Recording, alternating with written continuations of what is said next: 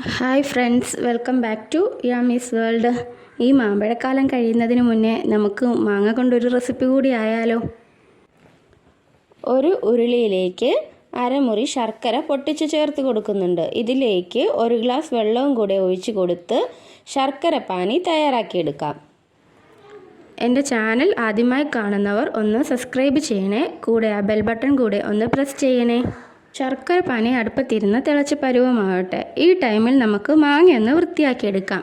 ചന ഭാഗം ചെത്തിക്കളഞ്ഞ ശേഷം വീഡിയോയിൽ കാണുന്നത് പോലെ മാങ്ങ കഷ്ണങ്ങളിൽ ഒന്ന് വരയിട്ട് കൊടുക്കാം. എല്ലാ മാങ്ങയും ഇങ്ങനെ ചെയ്തെടുക്കാം.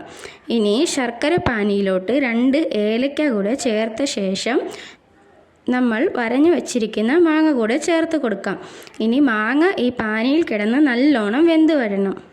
അടച്ചു വെച്ച് നമുക്ക് മാങ്ങയെ വേവിച്ചെടുക്കാം. ഒരു 10-20 മിനിറ്റ് ആകുമ്പോഴേക്കും മാങ്ങ ശർക്കരയിൽ കിടന്ന് നല്ലോണം വെന്ത് വന്നിട്ടുണ്ടാവും.